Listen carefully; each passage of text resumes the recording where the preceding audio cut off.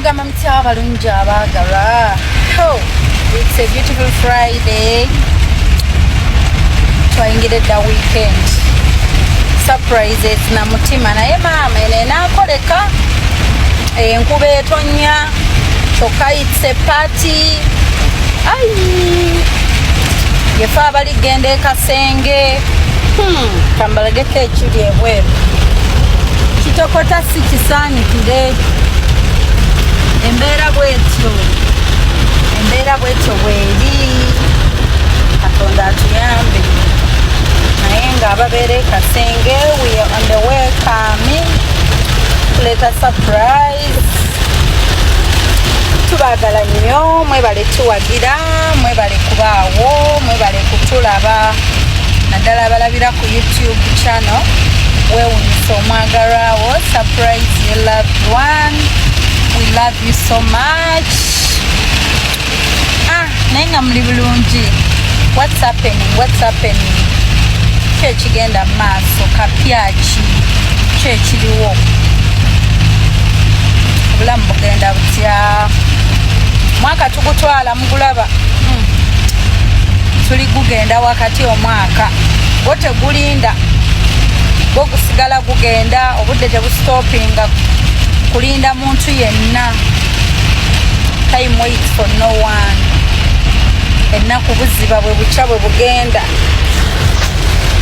we either osazeewo okukola bikuzza mabega obudde tebukulinda tebugenda kukulinda olunaku olugenze luba lugenze essaawa eziyiseeko ziba zigenze togenda zizza mabega waliwo obudde butagenda kuzza mabega mbw ate katuzeeyoko emabega tutereeze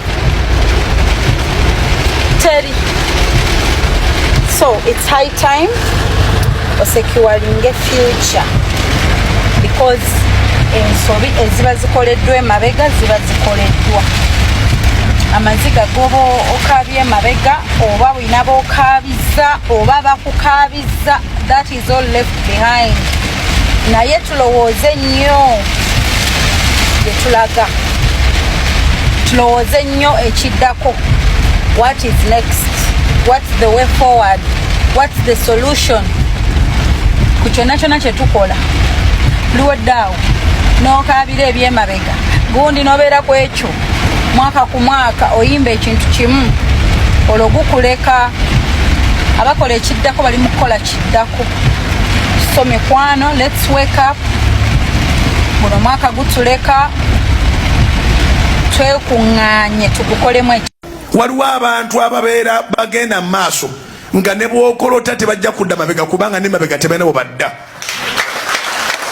Nze sidda mabega. That's me by nature. Sidda mabega.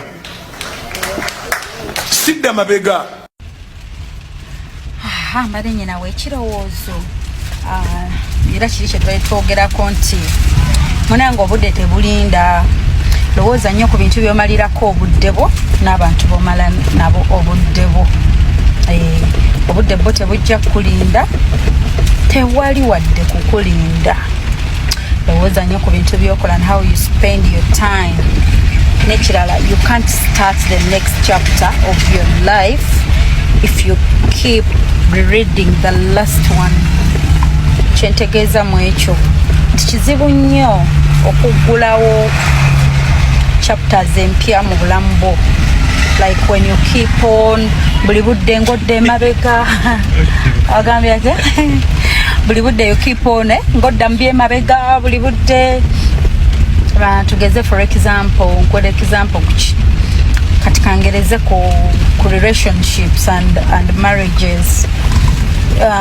Because you had a heartbreak in mu bufumbo bw'emabega oba mu relationship y'emabega kizibu nnyo okumuvinga on mu relationship empya nga go keeping on ng'oyimba ekintu kyekimu odda mu kintu kyekimu okyokooza omuntu y'omu onaatuuka ddi gy'olaga mufo kyewandifunye obudde okuwa omuntu wo omupya time okumuyiga okubaako bye muzimbawo oli busy reading the previous chapter gye wayitamu ne example endala nenjiweera ku bino ebintu by'emikwano bana abantu betusinkana gwe buli budde n'ogamba olwokuba gundi yankola bwati kati noono kamulumye bwenti nkole like oli kuzza past etayamba oligikomyawo